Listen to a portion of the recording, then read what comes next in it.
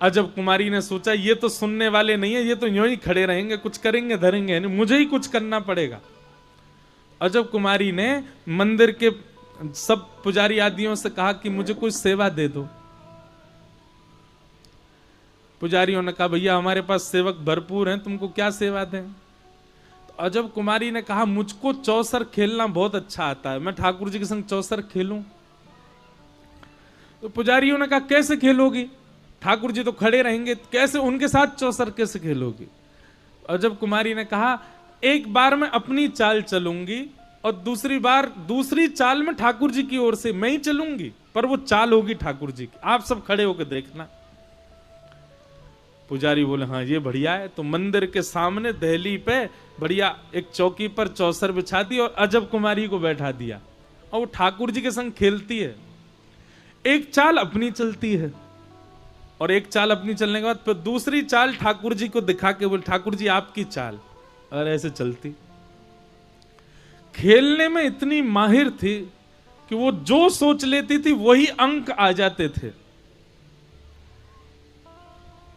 पहला दिन खेल खेला और वो उसको कोई हरा नहीं सकता था, वो जानबूझ करके ठाकुर जी से ऐसा खेल खेलती ठाकुर जी से हार जाती। और भैया जैसे ही ठाकुर जी से हारती थी ना तो सब पुजारी लोग सब उसको देख के ताली बजाते, वाह वाह हमारे जय जय जीत गए, हमारे ठाकुर जी जीत गए। अजब कुमारी के नेत्रों में आंसू आ जाते। कोई पूछता तुम रो क्यों रही हो, बोले देखो ना ठाकुर जी के दांत दिख रहे हैं, ठाकुर जी प्रसन्न हो रहे हैं। ठाकुर जी जीतने के बाद खुश हो जाते थे।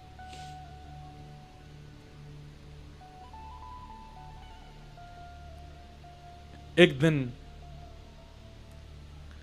अंतिम दिन था, आज अजब कुमारी को वापस जाना है। 3 दिन से तो ठाकुर जी जीत रहे थे, आज अजब कुमारी पहले ही सोच के बैठी आज नहीं जीतने दूंगी, आज तो मैं ही जीतूंगी। और ठाकुर जी को उसने चुनौती दे दी बैठती, बोले ठाकुर जी 3 दिन से जीत रहे हो और सच्चाई आप भी जानते हो कि आप कैसे जीत रहे हो। सब लोग बहुत ध्यान से सुनना, सच्चाई आप भी जानते हो कि आप कैसे जीत रहे हो, पर आज मैं आपको चुनौती दे रही हूं। सब पुजारी पंडा सब बैठे थे, बोले मैं चुनौती दे रही हूं, आज ठाकुर जी जीत के दिखाएं मुझसे। और उसने ऐसे दांव खेले, ऐसे ऐसे ऐसे पासे डाले कि महाराज सामने खड़े श्रीनाथ जी के मुखमंडल पर प्रश्वेत के बिंदु, पसीना आ गया ठाकुर जी को। और अजब कुमारी जीतती जाए, ऐसी ऐसी चाल खेले, ठाकुर जी तो हार गए। हारने को बस अंतिम चाल बची थी और इस अंतिम चाल में पता चल जाना था कौन जीतेगा कौन हारेगा। अजब कुमारी आज क्रोध में भर करके खेल रही है ठाकुर जी को हराने की, और ठाकुर जी हार ही रहे हैं। सबरे वस्त्र गीले हो गए पसीना से ठाकुर जी के, मंदिर में खड़े खड़े। अचानक से अजब कुमारी के नेत्र बंद हुए और ठाकुर जी उसके हृदय में प्रकट है गए और प्रकट है के बोले एरी हरा के जाएगी का मोकू। ठाकुर जी बोले हाँ। अजब कुमारी बोली हाँ आज हराऊंगी आपको। ठाकुर जी बोले मेरी नाक कट जाएगी, सबरे पंडा पुजारी खड़े हैं, इन सबन के आगे मेरी नाक कट जाएगी। देख ले तू, देख तू खेल में बड़ी माहिर है और मोकू पता 3 दिन तेने ही मोकू जिता, आज भी जिता दे। अजब कुमारी बोली एक शर्त। बोले क्या? जिता दूंगी लेकिन उसके बाद मैं जो मांगूंगी वो देना पड़ेगा आपको। ठाकुर जी बोले दूंगो, तू पहले जिता दे मुझे। बोले नहीं पहले वचन दो, जो मांगूंगी सो दोगे।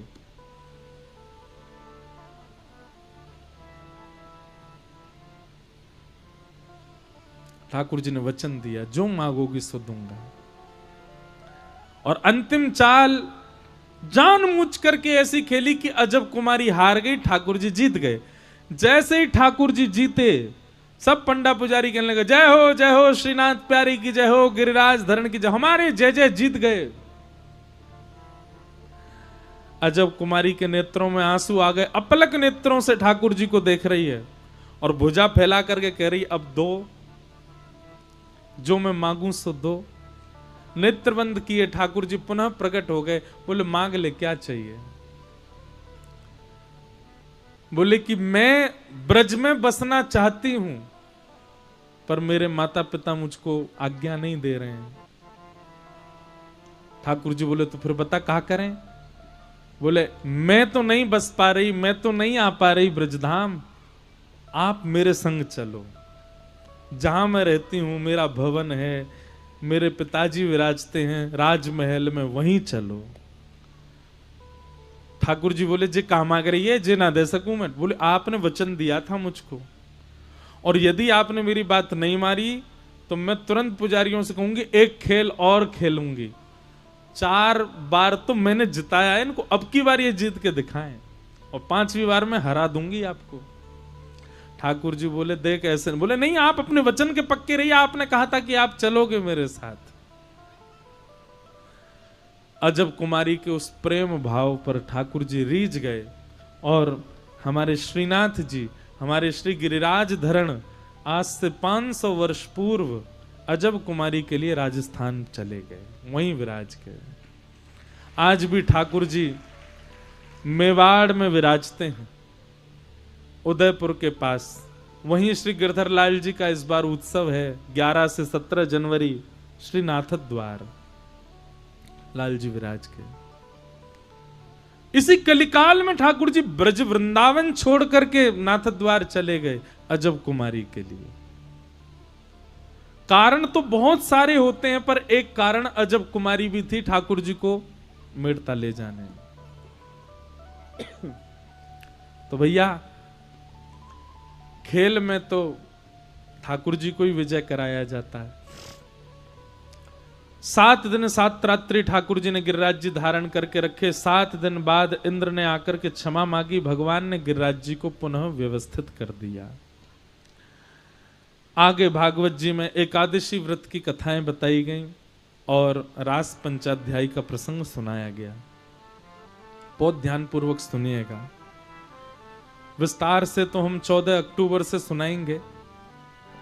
ब्रज की गोपियों के भाव अभी सूक्ष्म में थोड़ा कह देते हैं।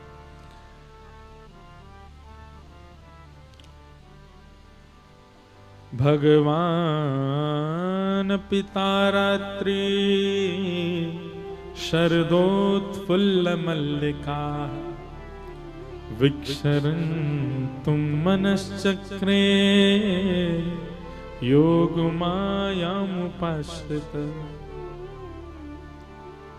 बहुत ध्यान से सुनना। भगवान ने गोपियों के साथ रास विहार किया और लोगों को बोलने के लिए बात मिल गई। ठाकुर जी तो रास करते हैं, गोपियों के गले में गलवैयां डाल के हमारे भगवान तो रास करते हैं। कई लोग प्रश्न उठाते हैं, भैया ये दुर्भाग्य है कि हमको इसका प्रमाण देना पड़ता है, पर कोई बात नहीं, आप सबका संशय दूर होना चाहिए। अगर आप परमात्मा को साधारण जीव समझते हो, साधारण मानव समझते हो और उनकी लीलाओं को मानवीय लीला समझते हो, तो भगवान श्री कृष्ण ने जब रास विहार किया, ठाकुर जी की आयु 7.5 वर्ष की है। कितने? 7.5। कोई 7.5 वर्ष का बालक हो यहां पे जरा देखना उसको कैसा लगता है, छोटा सा। और भगवान के साथ रास में नृत्य कर रही जो गोपियां हैं उनकी आयु कितनी है? बोले आबाल वृद्ध वनिता। अधिक से अधिक गोपियां, कई गोपियां तो यशोदा जी की उम्र की हैं, ठाकुर जी के संग जो रास कर रही हैं। 80 वर्ष के थे नंद बाबा यशोदा मैया जब ठाकुर जी का जन्म हुआ, तो रास विहार के समय करीब 90 वर्ष की आयु है।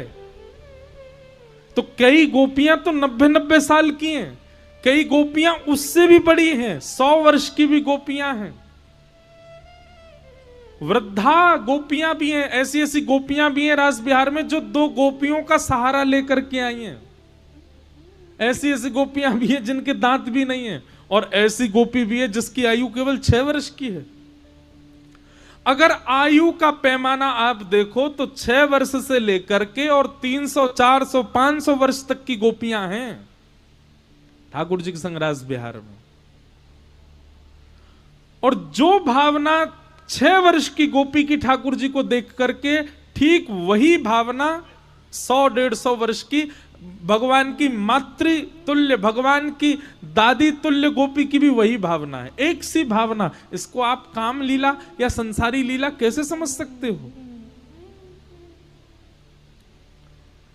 6 वर्ष की गोपी में कैसा भाव आता है ठाकुर जी को देख करके? अरे 6 वर्ष के बालक में उसको यह भी भेद नहीं पता होता स्त्री पुरुष कौन होते हैं। सब लोग सावधानी से कथा सुनिए।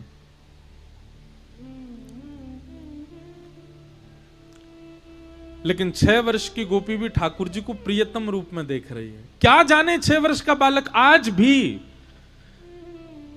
आज तो मोबाइल फोन है, आज तो टीवी लग गए हैं, इंटरनेट सुलभ हो गया है सबको। आज भी बच्चे नहीं जानते 6 वर्ष की आयु के कि स्त्री पुरुष क्या होता है, दोनों के संबंध क्या होते हैं।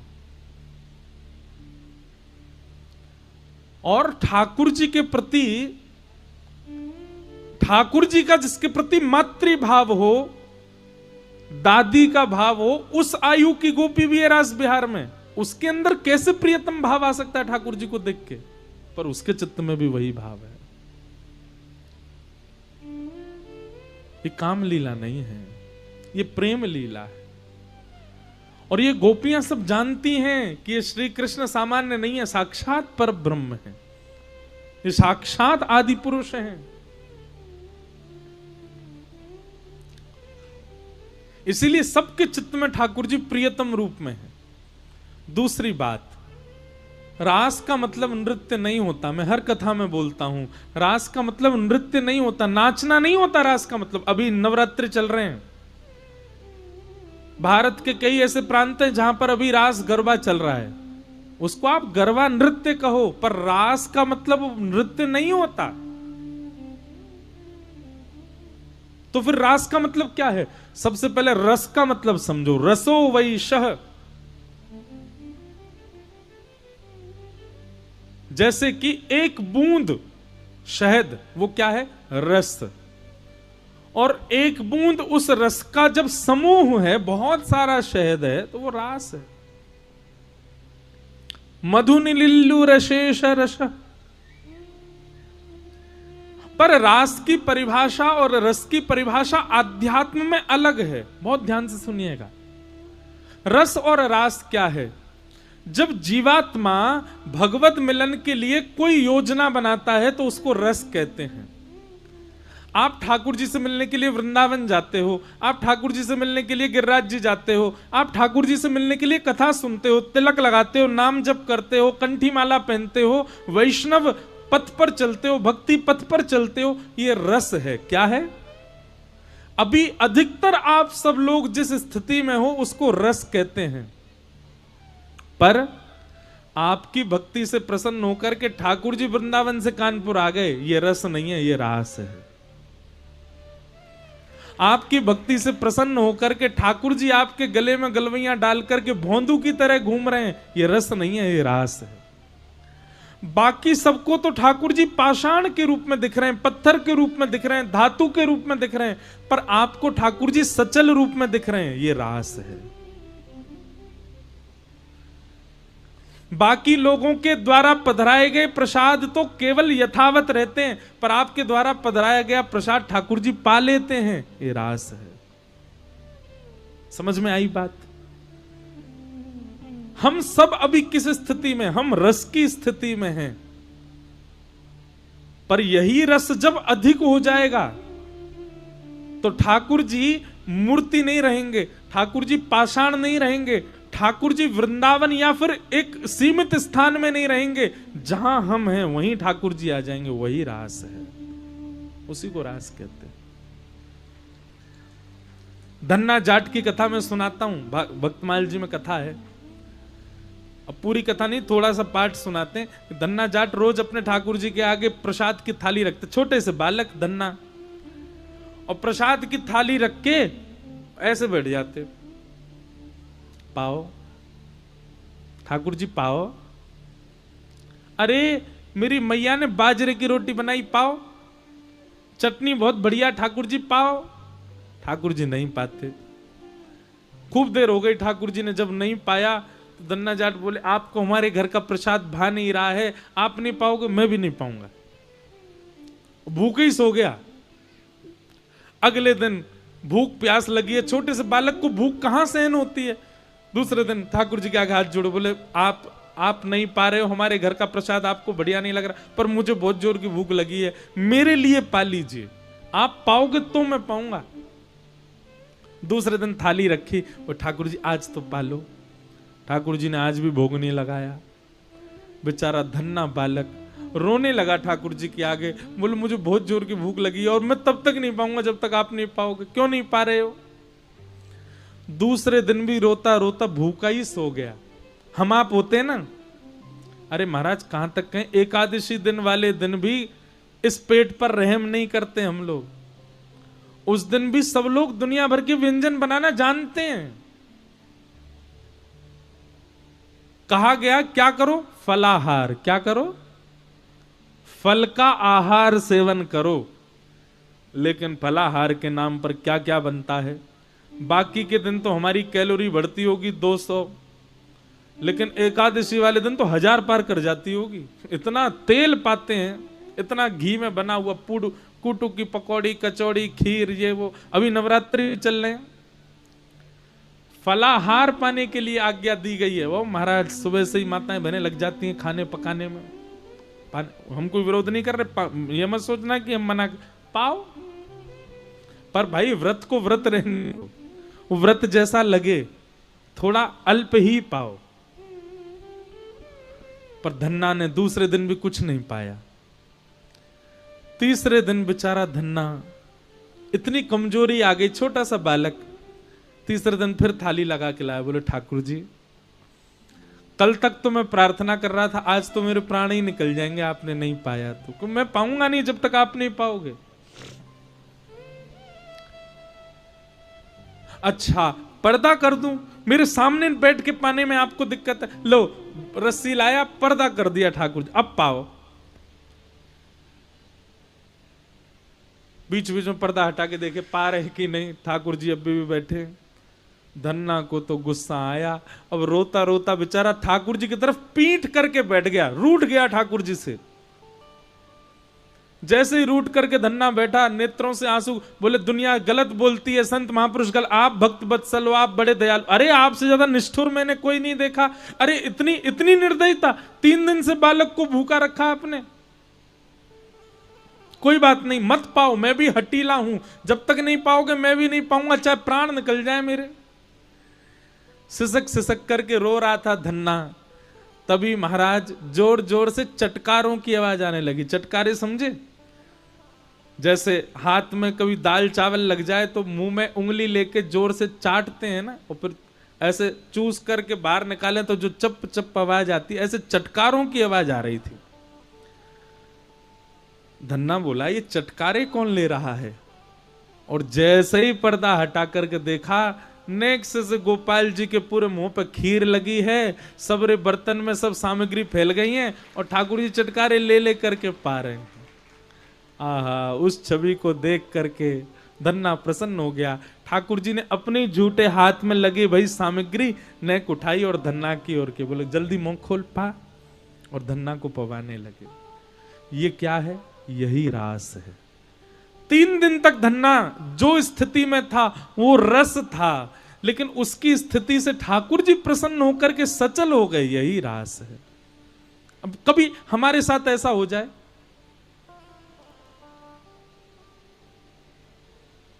सोच समझ करके मत करना इस क्रिया को। अब कथा में सुन गए तो पीछे पड़ जाओ अपने ठाकुर जी के। धन्ना के यहां पाए थे, हमारे यहां भी पाओ। धन्ना तो बेचारा सरल था, सहज था, सीधा था। बहुत कथाएं हैं। 2 सखियों की कथा है कि उन्होंने ठाकुर जी ऐसे लड्डू गोपाल ऐसे बैठे रहते हैं ना, ठाकुर जी को देख करके मन में सोचा बेचारे इनके हाथ पांव दर्द रह गए होंगे। उनने घी लिया और लेके ठाकुर जी के हाथ पांव, बोले सीधे कर लो ठाकुर जी, आपके हाथ पांव थक गए होंगे। इतने भाव से, अब उनको पता नहीं है कि ठाकुर जी ऐसे ही रहते हैं। उनके मन में ऐसा भाव आया, महाराज जी ठाकुर जी के हाथ पांव में ऐसी मालिश करी, ठाकुर जी सीधे खड़े हो गए, हाथ पांव सब सीधे हो गए। जिनके ठाकुर जी थे वो देख करके बेहोश हो गए, बोले मेरे ठाकुर जी सीधे कैसे हो गए? भाव, इसी को रास कहते हैं।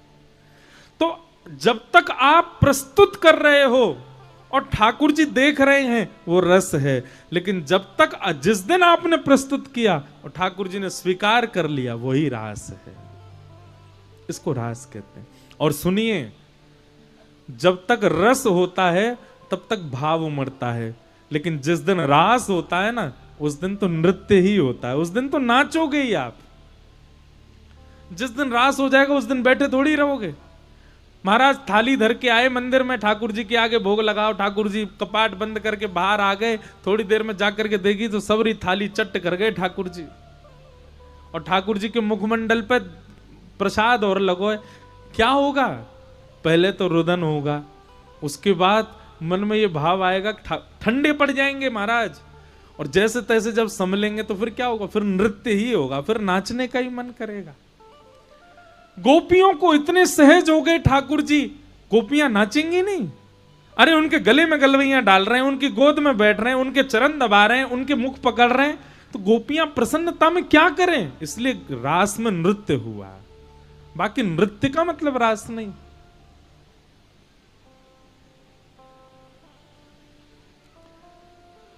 सब गोपियों को ठाकुर जी ने वेणु रव करके बुला लिया। सब गोपियां अर्धरात्रि में आ गईं, भगवान के सामने आकर के खड़ी हो गईं। हजारों लाखों गोपियों को देख करके ठाकुर जी ने सबसे पूछा, अपने आने का कारण बताओ। भगवान परीक्षा लेने लगे। गोपियां सब बोली, पहले तो हमको बुला लिया, अब पूछ रहे आने का कारण। अरे कारण आप नहीं जानते? आपको सब तो पता है कि हम आपको प्रियतम मानती हैं, आपके प्रति हमारा प्रेम भाव, पूछ क्यों रहे हैं?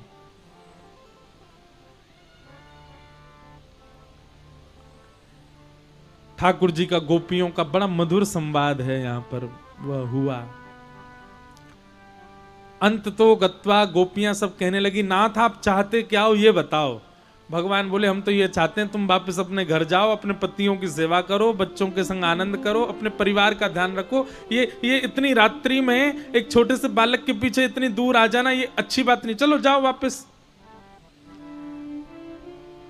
गोपियां सामने खड़ी खड़ी बोली, देखिए हमारा प्रेम ऐसा, हम चली जाएंगी, पर हमारी एक वस्तु आपके पास है, वो हमें वापस करो। ठाकुर जी बोले, क्या है मेरे पास? गोपियां कहती हैं, हमारा चित्त आपके पास है, हमारा मन आपके पास है, वो दे दीजिए। चित्तम सुखेन भवता पहितम ग्रहेषु यन्निर्विशस्त्यतु करावपि ग्रह्य कृत्ये पादौ पदम न चलतस्तव पादमूलात् यामः कथम भ्रजमतो करवाम किं वा। नाथ, संसार में कोई भी व्यक्ति कोई भी क्रिया करता है, उसमें चित्त का लगना बहुत जरूरी होता है। हम संसार में कुछ नहीं कर पाएंगे, क्यों? क्योंकि चित्त आप में लगा हुआ है, चित्त आपके पास है, मन तो आपने रख लिया है। हम कैसे जाएं बिना मन के? हमारा मन वापस दे दो, हम चली जाएंगे। इस बात से ठाकुर जी रीझ गए। गोपियों ने वो कह दिया जो ठाकुर जी सुनना चाहते थे। क्या? हमारा मन आपके पास है, हमारा मन आप में लग गया है। सर्वधर्मान परित्यज्य, गीता में भगवान कहते हैं, प्रसिद्ध श्लोक है, माम एकम शरणम ब्रज। ठाकुर जी कहते हैं, सब छोड़ मेरी शरण में आ जा। हमसे वही नहीं होता, सब छूटता नहीं है हमसे, हम सब पकड़ के ठाकुर जी के पास जाते हैं। लेकिन गोपियां तो आज कह रही हैं कि हम सब छोड़ के आ गई हैं नाथ आपकी शरण में। क्यों? क्योंकि मन आपके पास है। हमारा मन वापस दे दो, हमारे चित्त में, हमारे नेत्रों में, हमारे ध्यान में आप कभी मत आना, हम चली जाएंगी वापस। गोपियों का ये निष्काम स्वच्छंद प्रेम जान करके ठाकुर जी खड़े हो गए और बोले, अरे गोपियों, मैं तो तुम्हारी परीक्षा ले रहा हूं और मुझको तो पता चल गई तुम्हारा तो प्रेम सांचो है मेरे प्रति। आओ चलो हम रास बिहार करें। सब गोपियों को घेर करके ठाकुर जी उनके साथ रास बिहार करने लगे। एक एक गोपी के पास जा जा करके ठाकुर जी उसकी सुध ले रहे हैं, उसके घर की बनी सामग्री पा रहे हैं, उसके गले में गलवैयां डाल के घूम रहे हैं, उसके चरण दबा रहे हैं, उसको जलपान करा रहे हैं, उससे पूछ रहे हैं, उसको बता रहे हैं। इतनी सन्निकटता सबको प्रदान कर रहे हैं ठाकुर जी। सन्निकटता देते देते देते देते देते गोपियों के चित्त में अभिमान आ गया और कैसा अभिमान आया। बंधुओं देखो, गोपियों के चित्त में अभिमान आ नहीं सकता, पर ये मुझे और आपको, हम सबको बताने के लिए ठाकुर जी ने लीला की कि गोपियों के चित्त में मान प्रकट कर दिया। नहीं तो जहां राम जहां कृष्ण वहां मान आ नहीं सकता। हम आप सबको क्या समझाना चाह रहे हैं ठाकुर जी? ठाकुर जी कह रहे हैं, बोले भैया मैं तुम्हारे पास प्रकट कायकु ना है रहूं, मैं तुम्हारे सामने ऐसे ही क्यों खड़ा रहूं, मैं तुम्हारे सामने ऐसे ही क्यों खड़ा रहूं, तुम्हारे सामने प्रत्यक्ष लीला कायकु ना करूं कि कहीं तुमको मान नहीं है जाए। देखो हमारी सेवा से ठाकुर जी प्रत्यक्ष लीला कर रहे हैं।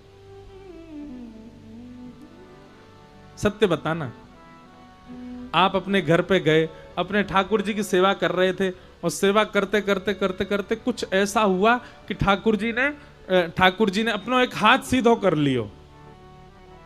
क्या करोगे बताओ? सबसे पहले फोटो खींच के सोशल मीडिया पे डालो सबको, ओ मेरे ठाकुर जी ने हाथ सीधा कर लियो। फिर कोई संत आ जाए, महापुरुष आ जाए, अखबार वालों को बुला लेंगे, हमारे ठाकुर जी ने हाथ सीधा किया, सबको बताओ, हमारी भक्ति से प्रसन्न। ये मान आ जाता है। और आपको अभी आप अस्वीकार करोगे यहां बैठे बैठे, पर निश्चित है जिस दिन कोई लीला हो गई मान आएगा। हमारे मान की रक्षा के लिए ठाकुर जी ऐसे ही खड़े रहते हैं। बोले कि मेरा मन तो है रो कि हाथ सीधे करूं, पर नहीं करूंगा। क्यों? कहीं मैंने हाथ सीधे किए तो याकू मान नहीं है जाए कि मेरी भक्ति में कितनी प्रबलता, मेरी भक्ति में कितनी सामर्थ्य कि मैंने ठाकुर जी सीधे कर दिए। हमारे मान की रक्षा के लिए ठाकुर जी मूर्तिमंत खड़े रहते हैं, कुछ नहीं करते, बस अनुभव कराते हैं। जैसे आज कथा से पहले वर्षा करके अनुभव कराया, ये बांस लगवा के अनुभव कराया, पूरा पंडाल है, इतने सारे व्यंजन, इतनी सारी वस्तु पर इसी पर्दे का ही नीचे गिरना, ये सब अनुभव हैं ठाकुर जी के। ऐसा अनुभव कराते हैं ठाकुर जी। प्रत्यक्ष लीला कर दी तो कहीं हमको मान ना हो जाए। गोपियों के चित्त में अभिमान हो गया कि हम त्रिभुवन सुंदरी हैं, इसीलिए हमारे रूप पर त्रिभुवन सुंदर श्री कृष्ण मोहित हो गए। भगवान बोले अच्छा, पूतना नहीं देखी थी क्या तुम लोगों ने? वो तो बहुत सुंदर बन के आई थी, तब भी तुम्हारा चित्त नहीं समझा कि मुझे सुंदरता नहीं रिझा सकती? मान करती हो अपने ऊपर। गोपियों के मान को देख करके ठाकुर जी वहां से अंतर ध्यान हो गए। बंधुओं एक बात सुनिएगा, भजन में कभी विक्षेप आवे, कैसा विक्षेप? आप माला कर रहे हैं और माला करते करते करते करते वो दिखाई दे गया जो नहीं दिखना चाहिए, ये विक्षेप है। आप सेवा करते हैं पर सेवा में आज इतनी व्यस्तता आ गई कि सेवा ही नहीं कर पाए, ये विक्षेप है।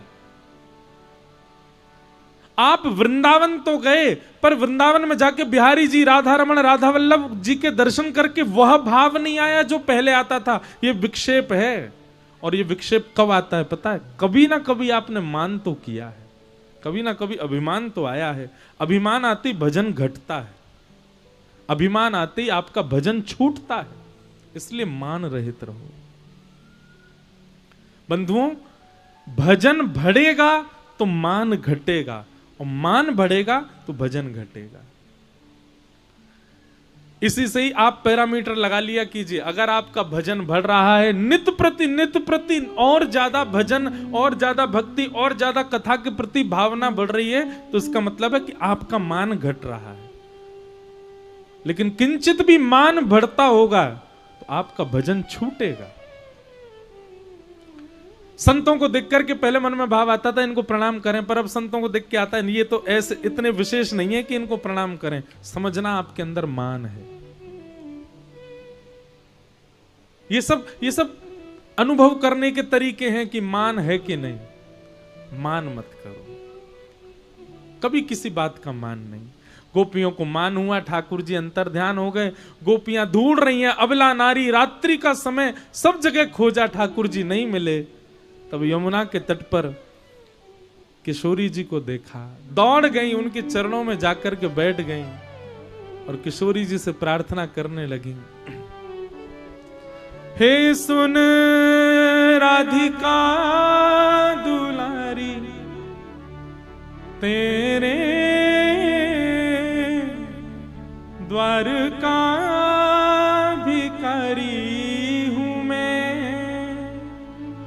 शाम का पुजारी,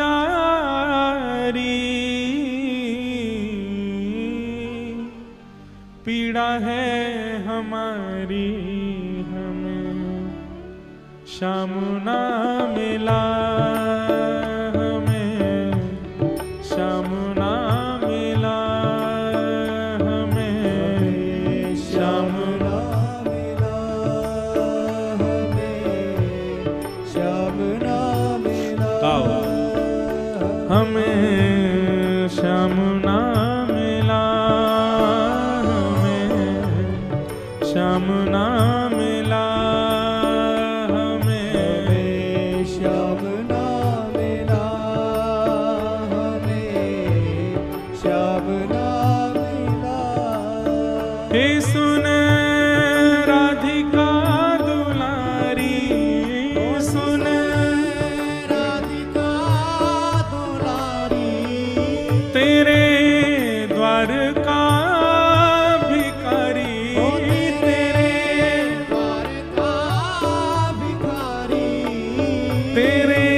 श्याम का पुजारी, पीड़ा है हमारी हमें श्याम ना मिला, हमें श्याम ना मिला, हमें श्याम ना मिला, हमें श्याम ना मिला, ओ हमें श्याम ना मिला, हमें श्याम ना मिला, हमें श्याम ना मिला, हमें। बोल वृषभानु दुलारी की।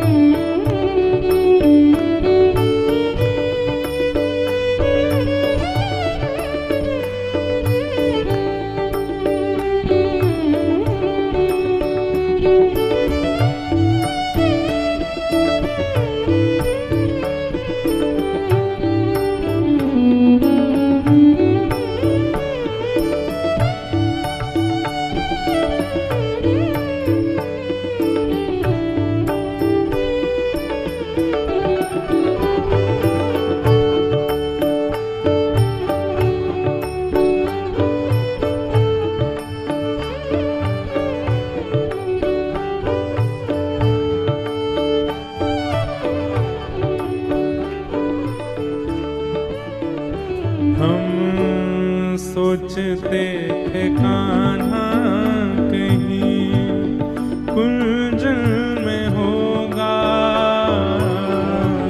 सोचते थे कान्हा सब लोग कुंजल में होगा, हम सोचते थे कान्हा कहीं कुंजल में होगा,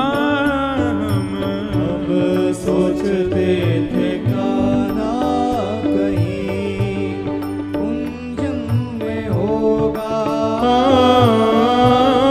अभी तो मिलन का हमने सुख नहीं होगा। हुई आ रही है, चिल्ला रही है, उसको भी बोलो जय जय राधे कृष्ण राधे गोविंद। क्रोध आपको आ रहा है पर आप क्रोध मत करो, आप कीर्तन करो। किसी व्यक्ति के प्रति ईर्ष्या हो रही है, कोई बहुत सुंदर है, उसके रूप को दे मुझसे भी ज्यादा सुंदर, उसी समय बैठ जाओ ठाकुर जय श्री कृष्ण गोविंद हरे मुरारे, हे नाथ नारायण वासुदेव। मेरे अंदर ईर्ष्या आ रही है ठाकुर जी, कीर्तन करो। किसी की वस्तु के प्रति लोभ आ जाए, कोई बहुत बड़ी गाड़ी में बैठ करके आया, उसकी गाड़ी देख करके आपको लोभ आ गया, लोभ आते ही तुरंत महाराज करारविंदे न पदारविंदम मुखारविंदे विनिवेशयन्तम वटस्य पत्रस्य पुटे शयानम बालम मुकुंदम मनसा स्मरामि। ठाकुर जी का स्मरण करो। ये क्या है पता है? आपके चित्त में काम, क्रोध, लोभ, मोह ये सब आते हैं आपको बिगाड़ने के लिए, आपको क्षतिग्रस्त करने के लिए, लेकिन आप तुरंत भगवान नाम की औषधि धारण कर लेते हो तो जो भी रोग आया, बुखार चढ़ते ही डोलो खा लो, उतर जाएगा। ऐसे ही जैसे ही जीवन में कोई आर्त आवे, कोई विषाद आवे, कोई विषय आपके ऊपर आक्रमण करे, जैसे ही लगे कि काम बढ़ रहा है चित्त में, किसी का रूप यौवन देख करके महाराज चित्त में काम के उद्दीपन हो रहा है, उसी समय नेत्र बंद करो और नेत्र बंद करके तुरंत किशोरी जी का स्मरण करो। श्यामा प्यारी कुंज बिहारी जय जय श्री हरिदास। महाराज काम, क्रोध, लोभ, मोह, क्रोध, ईर्षा, द्वेष, अभिनिवेश ये सारे रोग हैं, इनकी औषधि भगवान नाम है, पर हम रोग आने पर औषधि नहीं ले रहे, तो फिर रोग तो चढ़ेगा ना, रोग तो अपना असर दिखाएगा। जैसे ही लगे ईर्ष्या आई, जैसे ही लगे क्रोध आया, जैसे ही लगे काम आया, जैसे ही लगे कुछ आ रहा है चित्त में जिससे मेरा सब उथल पुथल होने वाला, तुरंत भगवान नाम गाने लग जाओ। इसका पता परिणाम क्या होगा? कुछ दिनों के बाद ये सब आपके ऊपर आने से डरेंगे। काम बोलेगा मैं इस पर कैसे जाऊं, जैसे ही जाऊंगा सुई गाने लग जाएगा श्यामा प्यारी। अरे भाई, काम जब सवार हो तब तो वैश्याओं का चिंतन होना चाहिए, तब तो नर्तकियों का चिंतन होना चाहिए, तब तो रूप यौवन का चिंतन होना चाहिए, पर काम आने पर आप कुंज बिहारी श्री हरिदास करोगे, श्यामा प्यारी को चिंतन करोगे तो काम भागेगा नहीं। क्रोध आने पर आपका ताम्रवर्ण हो जाना चाहिए, आंखें लाल, हाथ मुट्ठियां बंध गई, महाराज किसको फोड़ दें, किसको फाड़ दें, किसका क्या कर दें हम। पर उसी समय आप ठाकुर जी का चिंतन करने लग जाओगे तो क्रोध कहेगा भैया मैं आया था इसको उत्तेजित करने, मैं आया था इसको ताम्रवर्ण का करने, पर ये तो नाम का पानी डाल रहा है अपने ऊपर, कैसे आऊं। आइंदा क्रोध आने में डरेगा, आइंदा ईर्ष्या आने में डरेगी, आइंदा काम आने में आपके ऊपर डरेगा। तो नाम जप कब करो, भगवत स्मृति कब करो? जब आपको लगे कि विषाद संसार का आपके ऊपर आक्रमण कर रहा है, तभी नाम जप करने लग जाओ। समझ में आई बात? गोपियों ने गोपी गीत गाया, भगवान प्रकट हो गए, प्रकट होकर के गोपियों के साथ अब महारास करने लगे और वृंदावन में महारास होने लगा। जैसे ही महारास प्रारंभ हुआ, कैलाश से देवादिदेव महादेव दौड़े वृंदावन की ओर। गोपियों ने रोक दिया, बोले कहां जा रहे हो? बोले मैं भी रास में नृत्य करूंगा। गोपियों ने कहा, बोले पुरुष केवल एक ही जा सकता है अंदर, श्री कृष्ण। आपको यदि भीतर जाना है तो गोपी बन के आना पड़ेगा। तुरंत महादेव गए, अन्नपूर्णा मैया से कहा हमारा श्रृंगार करो, जटाएं खोल दी, सर्प को निकाल दिया, बोले जाओ थोड़ी देर घूम घाम के आओ। कानों में बिच्छू पहन रखे थे वो भी उतार दिए, हाथन में भी छोटे छोटे सर्प बांध रखे हैं, बागंबर भी सर्प से बांध रखा है ठाकुर जी ने, महादेव ने। सारे वस्त्र बदल दिए, लहंगा पहना दिया, सुंदर चुनरी उड़ा दी, आंखन में काजल लगा दिए, होटल में लालिमा लगा दी, गले में हार पहना दिए, केश खोल करके सुंदर गोपी बना दी। बोलो गोपेश्वर महादेव की जय। अब बात दूसरी सुनो। गोपी का मतलब गोपी जैसा श्रृंगार धारण करना नहीं होता। गोपी का मतलब गोपी जैसा भाव धारण करो। इसके विस्तार में मैं गया नहीं हूं। ललिता जी ने महादेव को यमुना जी के तट पर बैठ करके प्रेम बताया। जब महादेव ऐसे हो गए कि रोम रोम कृष्ण कृष्ण भजने लगा, महादेव देवादिदेव शंकर भगवान के रोम रोम से कृष्ण, कृष्ण मन कृष्ण तन, कृष्ण ही हमारो धन। जब ऐसी स्थिति हो गई, ललिता जी बोली अब आप गोपी बन गए हो। जिसका भोजन भी श्री कृष्ण है, जिसके दर्शन भी श्री कृष्ण है, जिसको सुनना भी श्री कृष्ण को, जिसको स्पर्श भी श्री कृष्ण का, जिसका सर्वांगीण श्री कृष्ण है, वही गोपी है। और अब आप गोपी बन गए हो। तब उन्होंने श्रृंगार गोपी का किया और महादेव महारास में पधारे। महादेव को देख के ब्रह्मा जी भी गोपी बन के आए, 4 मुख वाली गोपी भी आई है। सूर्य भी गोपी बन के आए, चंद्र भी गोपी बन के आए, तारे भी गोपी बन के आए, सब गोपी बन बन करके आए। असंख्य गोपियां जब प्रकट हो गई, ठाकुर जी ने देखा इतनी गोपी, तो जितनी गोपी थी उतने ठाकुर जी भी प्रकट हो गए, और तभी वृंदावन में महारास प्रारंभ हो गया। यहां जितनी गोपी बैठी हैं वो भी ये विचार करे कि श्याम सुंदर हमारी भुजा पकड़ के हमारे साथ भी नृत्य कर रहे हैं। अच्छा देखो, कथा सुनते सुनते ऐसा नहीं लगता कभी कभी व्यास जी मेरी बात ही कर रहे हैं मंच से, ओ भैया तानपुरा ठीक कर दे, जन कौन से स्वर में बोल रहे हो है।